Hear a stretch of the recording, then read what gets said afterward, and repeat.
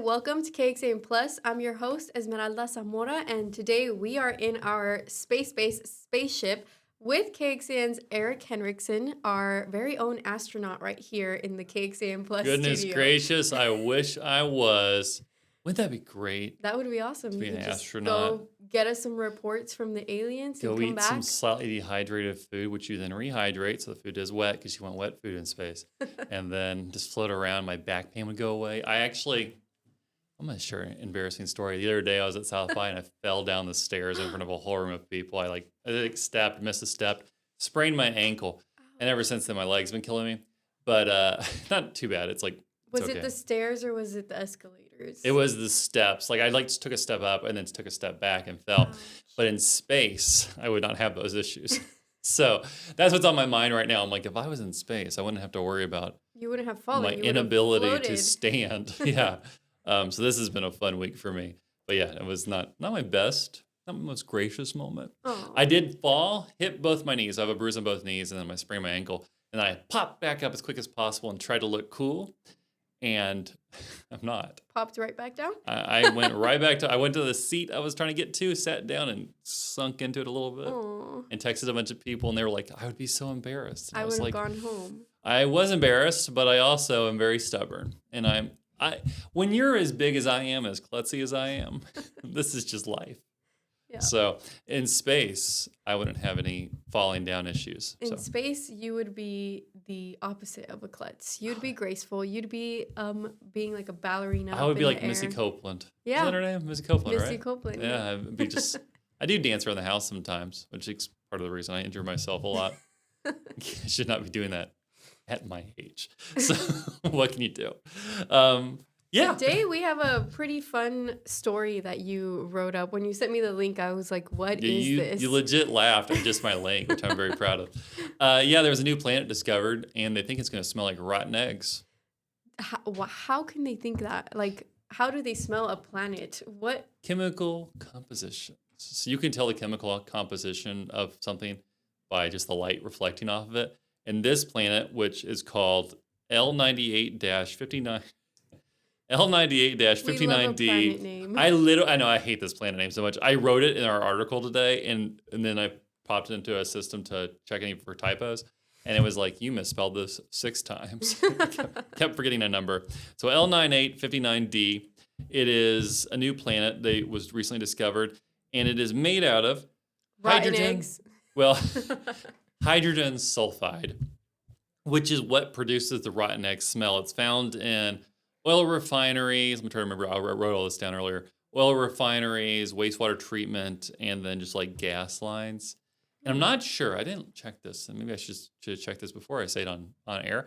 But whatever. For like natural gas we have in our homes, they actually add that smell to it. So I don't know if it's.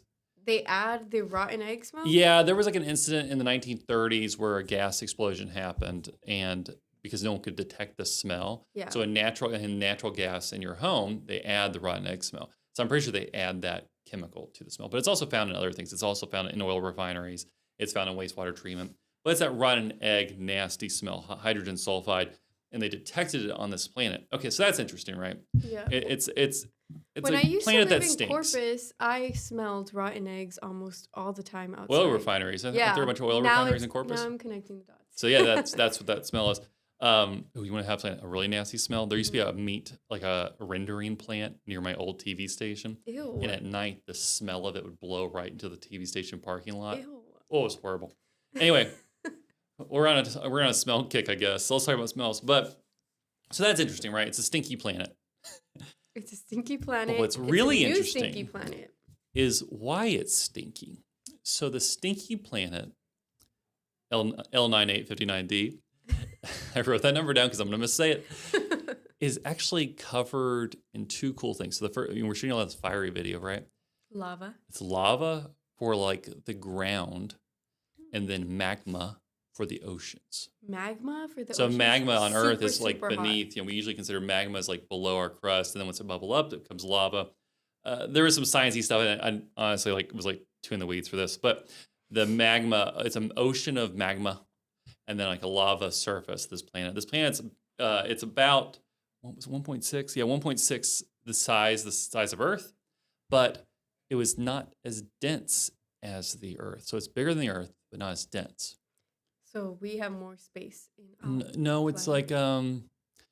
like what's good? Like a diamond versus a pencil. They're made of the same thing, but a pencil is less dense than a diamond. Like the chemical compound, like the planet would weigh less than Earth, despite being bigger than the Earth. Does that make sense? Even if it's full of magma and Yes. lava?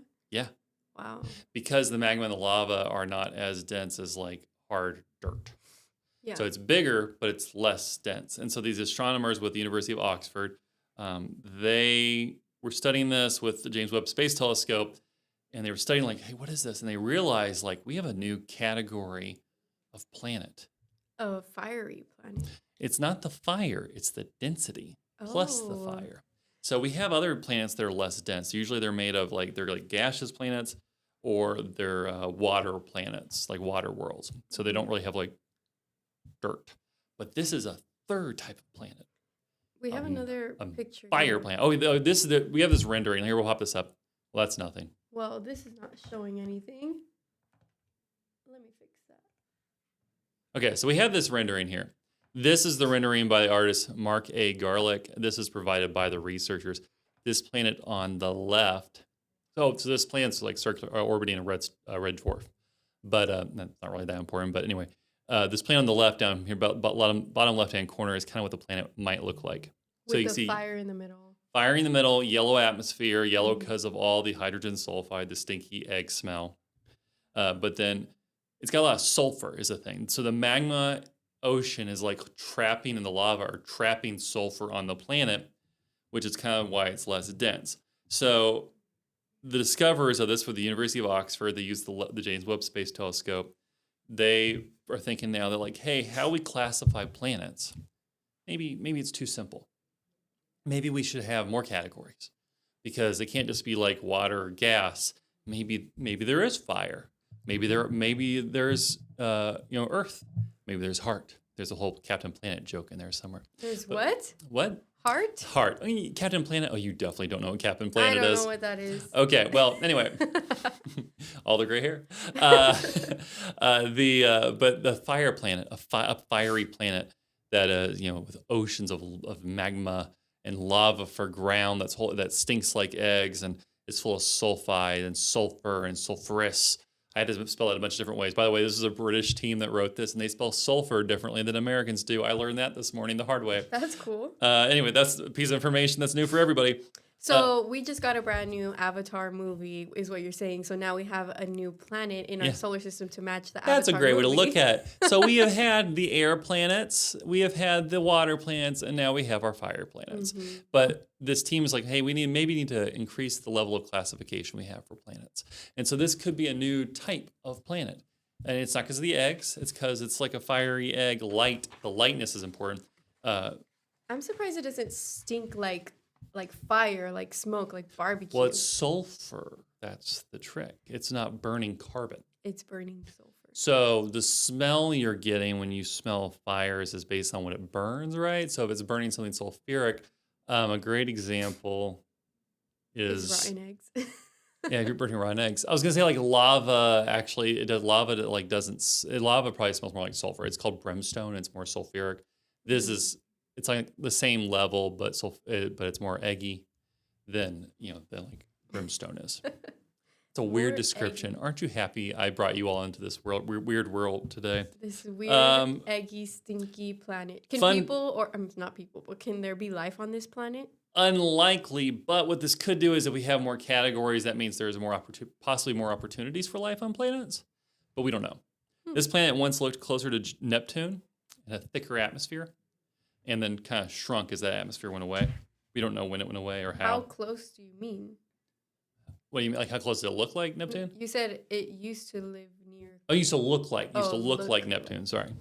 Used to look like Neptune. Again, this is about 35 light years from Earth. So if we got in a spaceship traveling the speed of light, it would take us 35 years to reach it. So keep that in mind. That's pretty not super close, but actually not that far in all honesty.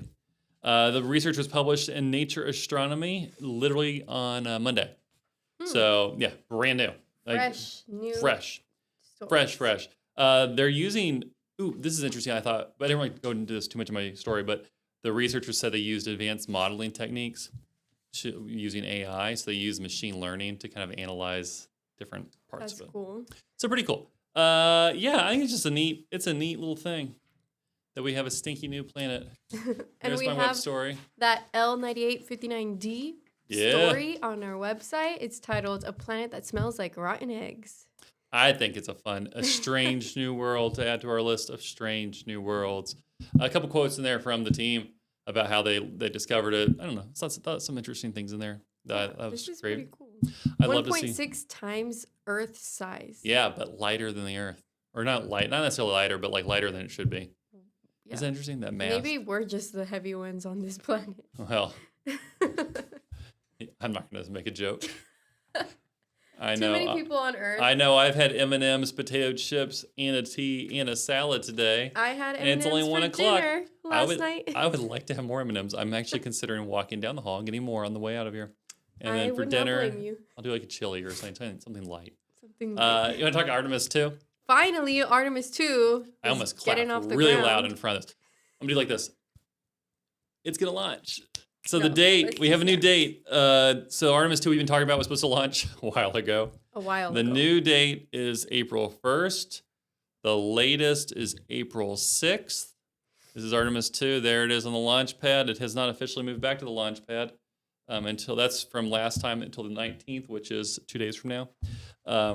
It'll be the first crewed mission to the moon in more than 50 years. So they're going to orbit the moon. We haven't Lots talked of about this firsts. change up. Oh, no. There's a twist. What's the twist? So this one's going to orbit the moon. Now, the next one, Artemis 3, is also going to orbit the moon. They're going to practice a maneuver in space. Before Artemis 3 was going to land on the moon, so now Artemis 4 is going to land on the moon. Okay. And so that's been like a whole, like... So they've been a had lot. to switch everything up. So after it wasn't everything. because of the delay, though. I think they were just like, hey, we need to practice with this more. So that I feel bad for the Artemis 3 crew. Like, they were know. like, we're going to be the first people on the moon since the I was 70s. about- no, there was a lot of firsts in that crew. I know. And now it's like, are they going to get moved to Artemis 4? Or is it another set? Or I don't know Or what's are they going to just happen. gonna I don't get even a know whole if new I don't crew? think they've announced the crew for Artemis 4 yet. Or if they have, I haven't seen it. I should Google that right now. But If they get a whole new crew, I'm gonna feel so bad Well, for that crew. of I mean, Artemis they 3. I bet they will. Let's see. Artemis 4, is there a crew launch? Is there a crew announced? No, I don't see a crew. Planned for early 2028. Yeah, 2 years from now. It was originally supposed to be part of building the Lunar Gateway, and now it's gonna be the one landing on the moon. So all these twists and turns. So anyway, let's go back to Artemis 2. So that's I feel so bad for Artemis 3 crew. I feel so bad for They've that crew. gone through so much. Well, in Artemis 2, it's like be delayed, and now, but at least they're Could still be, isn't it already They're, delayed? well, I mean, Artemis 2 is delayed, but like Yeah. to be delayed and then to think, okay, we're going to be the mission right before the land. That's honestly, that's got to be the worst. Be the That's mission right before the rotten landing. eggs. Like you're like it's always go back to like Apollo 13. Like they didn't get to land on the moon, Yeah. and lucky for them, they got a movie out of it. But they all lived. Everyone was surviving, and it was a great show of the human triumph of the spirit and all that. But man, that's gotta be bad. That's gotta be. I'm trying not to use words I would typically use. You spend your whole life studying this and preparing for it. And then you're like, sorry, next one we'll get to do it. Yeah. You don't. Oh, that's gotta be a kick. Anyway, back to Artemis 2. Let's focus on Artemis 2 because this is happening in just a couple weeks here. Hopefully. Is it? Hopefully. It's using a 322-foot space launch system rocket. That was originally, it was moved off on March 19th was when it was on the launch pad last. What are the other notes we've missed here? Remind me how long it takes to move it to the launch pad. It was days, wasn't it? I think it was like almost 2 weeks. 13 or 12 days, something like that. Yeah, it was like almost 2 weeks. And I didn't write it down here, but we've talked about it in the past. I think it was like almost 2 weeks. And they pulled it off. So what happened last time, there was a hydrogen fuel leak and then a helium flow issue. And so they had to bring it back to the vehicle assembly building there and do the repairs. This is in February. And then they were going to launch in March. Well, they were going to leave it on the pad at first. And then the helium leak was discovered. So then they had to move it off the pad. It was originally supposed to launch in February. Then it was pushed back to first week of March. Then they had to move it off so they can go fix these issues. And now they're moving it back. So Well, 12 days. Yeah. So they leave on the 19th. They'll get it on the pad March 1st. Takes them 2 weeks to move it, to fix it, then to move it, to bring it back, to get ready to launch. Then they find something else wrong with it. Then they have to move it back. Then move it back. They'll have 4 launch opportunities between April 1st and April 6th. So April 2nd and then the 6th itself is a launch date. And there's one other that I didn't write down for some dumb reason. They'll have a 6-day window with 4 launches. If missed, the next window will be April 30th through early May. The new NASA administrator announced the changes. Jared Isaacman, who I got to interview like a couple years ago, and was a very nice man. We had a good talk, and I think I threw him off kilter a couple times with some weird questions, as I am wont to do. But that's how you get the best interview, right? Yes. Ask weird stuff, which you do to me all the time. Thank you very much. He announced the overhaul, like I just talked about, how they're going to push back Artemis 4 now gets to land on the moon. Artemis 3 gets to be upset. They're going to, that was the thing I forgot to mention. They're changing in 2028. They'll have maybe 2 landings on the moon. So instead of 1 landing per year, they may up it to 2 starting in 2028. Just in 2028 right now, because that's like the next kind of set. So we could have this year, and then early next year, you get 2 orbits, and then 4 lands, and then you might get 5 landings shortly thereafter. Sounds like they want rotating crews. 100% they want rotating crews. Yeah. They want to do on the moon what we're doing with the International Space Station, where there's always a presence on the moon. We're not quite there yet. That's scary. We're getting our way there. We're on our way. They're worried. The NASA's Inspector General worries the crew rescue planning is still a concern, especially so far away on the moon's south pole. SpaceX and Blue Origin are working to finish their human landers for these missions. We did have a little soundbite from Lori Glaze with NASA to explain kind of the risks. She says the test flight, and it's not without risk, but our team and our hardware are ready. Here's her talking about like the big push and the dates, and fingers crossed. Things will work out. We are planning to roll out to the pad, back out to the pad, targeting next week, a week from today on the 19th. We are on track for that. Everything's going pretty well. Maybe even a little ahead of that, but we're shooting for the 19th. And then once we get back out to the pad, we'll configure for launch. Pending completion of the work in the VAB and at the pad, we are on track for a launch as early as April 1st. And we are working toward that date. We have also just continued to refine our analyses of launch availability and are adding April 2nd to our calendar of potential launch opportunities in that early April launch period. Within those 6 days between the 1st and the 6th, we can't always turn around every day for an attempt. We would anticipate on the order of about 4 opportunities within that 6-day period. Again, while I am comfortable and the agency is comfortable with targeting April 1st as our first opportunity, just keep in mind we still have work to go. There are still things that need to be done within the VAB and out at the pad. And as always, we'll always be guided by what the hardware is telling us, and we will launch when we're ready. I personally would pick a different date. Well, they did 3 times. I know, but pick another one. You don't want April 1st? Why don't you want April 1st? Because what if it doesn't go up and we're all confused if it's true or not true? April Fools, you never know. You know what? I'm going to be a grump. I hate April Fools. Why? Because they get you every time? No, I'm like, what's the point? Like, I get Groundhog Day. We need a day to all laugh. We're living in this world. Girl, I'm laughing all the time. It's all a joke. No, I'm always having a good time. Not always. Sometimes I'm very miserable. But when you don't get your M&Ms for dinner, that's when you're miserable. You know what I got recently? We got to focus. I've fallen in love with the Dots cinnamon sugar pretzels. Mm-hmm. I love those things so much. Those are bad for you. Everything's bad for me. I do my best. That's all I can do is do your best. You want to talk about a cube satellite? Yeah, I want to know what that is. I was saying, do you know what a cube satellite is? No. It's a satellite the size of a cube. But what does it do? Depends. So there's been this big technical revolution. I don't know what I'm doing with my jacket. This big technical revolution in the last decade or so to take these big satellites. Go to the big view. Big view. Wait, let me find the button. Big satellites. So you take these big satellites and they've been shrinking them down. Tiny, tiny satellites. So that's That's the push. And the cube satellites are, I mean, they're cubes. They're small. I've seen some that are like not that big, and some that are, the one we're going to show you here is about that big. So, you know, that was a scientific measurement, by the way. So you'll see it in a second. It's not far off. I am not far off on that measurement at all. But cube satellites are like a way to do science cheaper and more efficiently, and you don't have to build this giant thing. You just throw a little cube up in space with all the modern conveniences of our technology, and it can beam stuff down. Well, this one is called SPARCS. SPARCS with a C, SPARCS. It is the first ultraviolet image cube satellite in space, and this thing launched in February of this year. It's from NASA, but it was built, and the team that led it is Arizona State University. And I think this is the interview we're going to show you is really cute because the team lead in this interview, he's like, "We're the only university with our own satellite." That's cool. Which is pretty fun.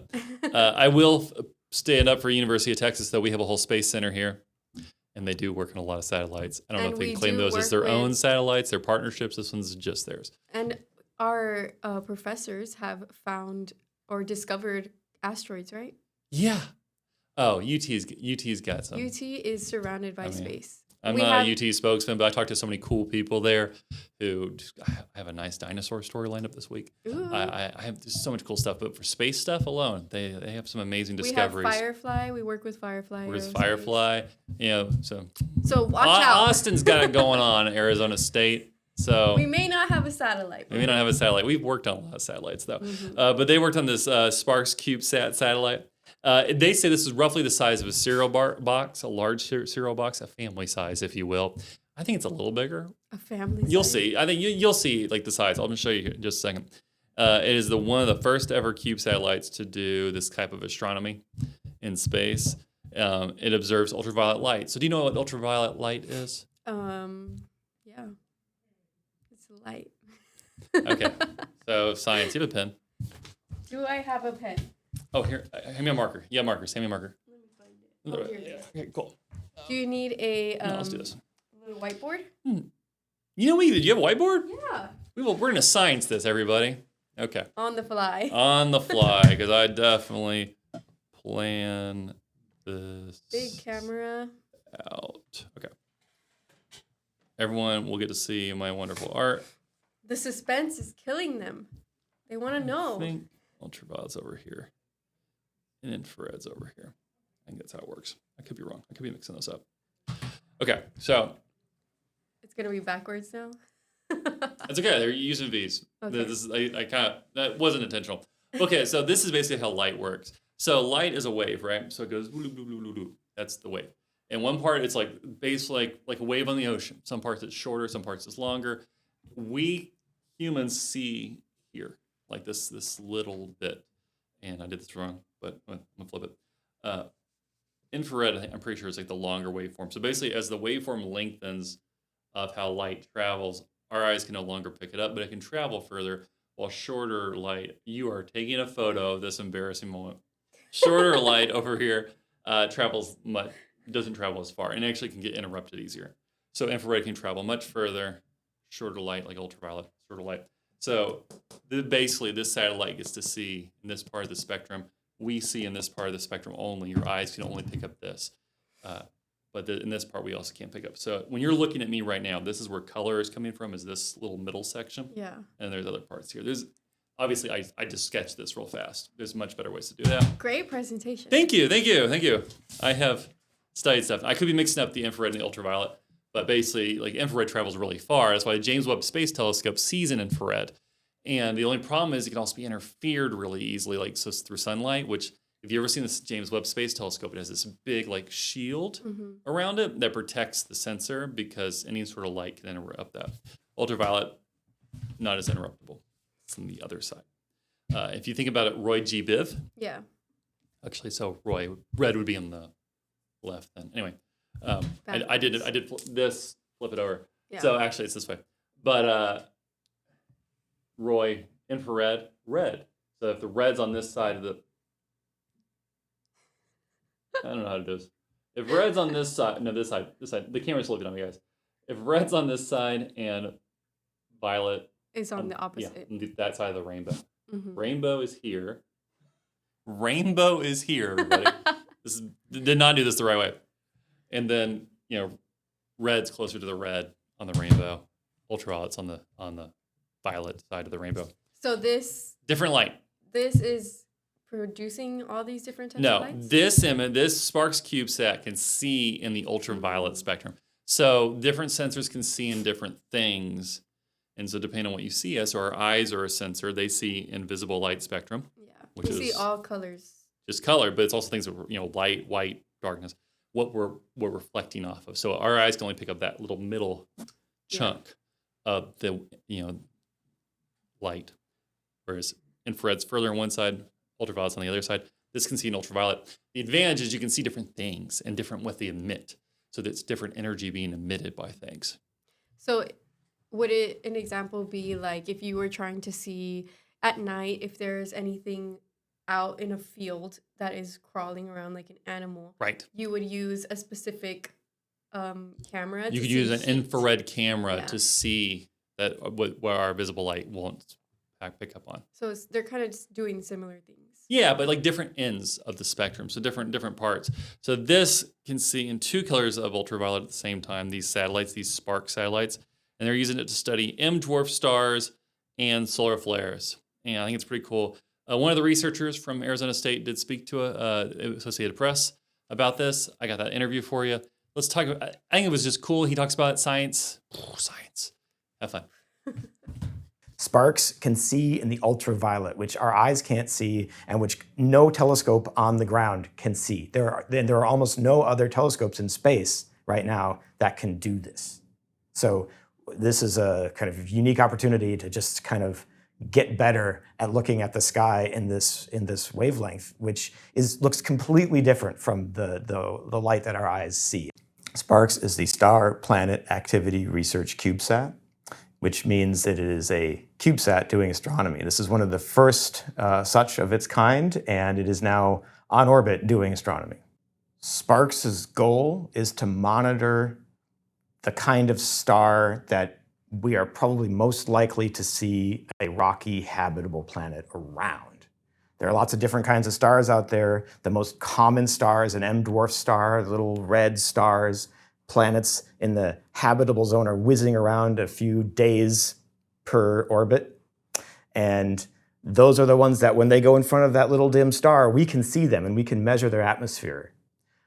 But they flare all the time. So Sparks' mission is to monitor those flares, pick a whole bunch of those different kinds of that same star and just monitor for flares. Most people want to know if there are other places like Earth and with an atmosphere and rocks to stand on and a star in the sky that brings light and heat but not death from above. And there are so many crazy kinds of solar systems out there where we have no idea whether it's actually habitable or not. And some of our biggest and best telescopes are trained on this question. Can we see an atmosphere? Can we tell what the planet is made of? Is it made of poison or is it made of good stuff? Is water going to be liquid or is it solid or just hot boiling gases? But one of the biggest things that can really mess up a planet is flares from the stars. Our sun is fairly mild in this regard, but if we were a lot closer or it happened a lot more often, our atmosphere could get just blown away, boiled away by high energy rays that come from these flares. So we on Earth are really lucky, but how lucky are we? We don't know. And so that's what we were trying to do, is figure out how bad is it on some of the most common stars out there. We just don't know yet.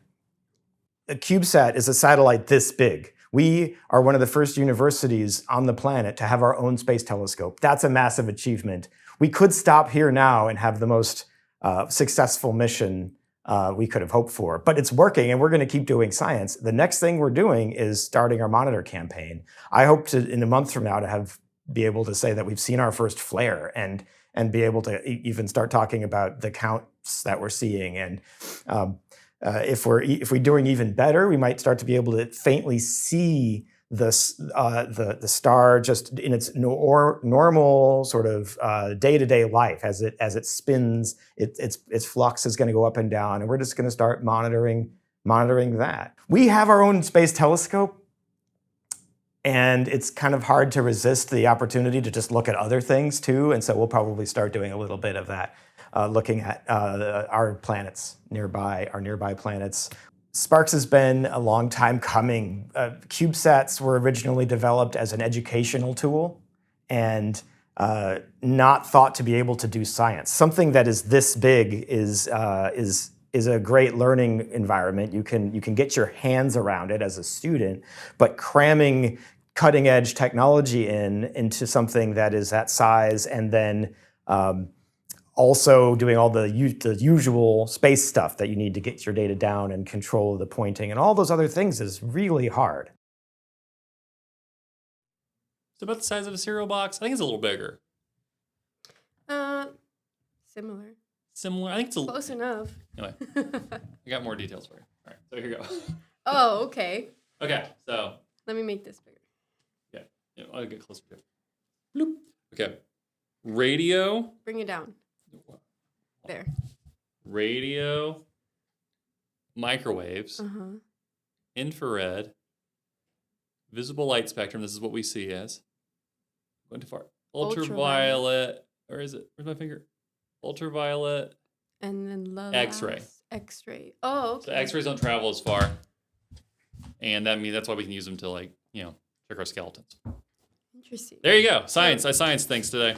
I drew on a chart. You guys got to see. I drew my little microwave. I think it's cool how you separated each one. Well, I try to crank it. I mean, they really aren't separate, but They're all different bunched in. things.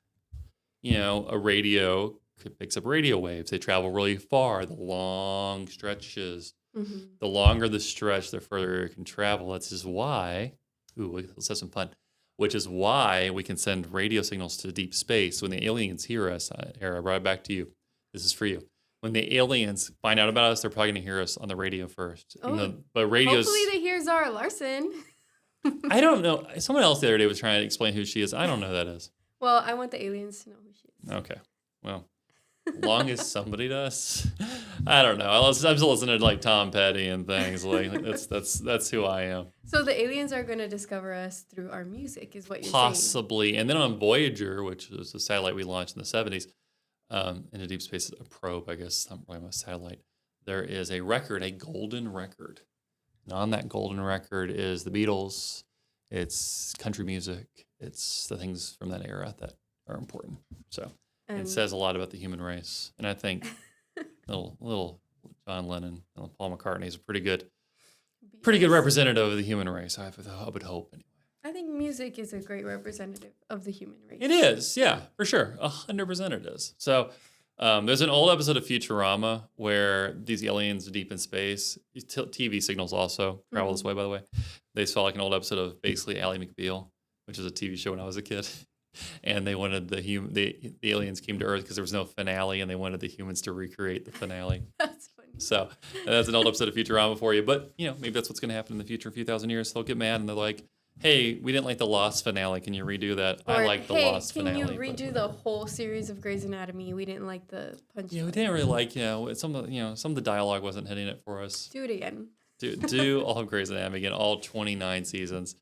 Still got 7 or 8 to go, I think. Or they might come down here and say, hey, redo that episode of the Space Base. You were laughing too much, Eric Henrickson. And I'd be like, well, oh well. Probably dead by then, unfortunately. Anyway, that's our show. Sorry, aliens. We won't meet probably. We won't see you. I mean, I'd be... So if an alien did show up, would you be down to meet an alien? Yeah. For it? As long as they're nice. Yeah, what is nice? As long as they don't try to take me back with them. I'd be down for that. No.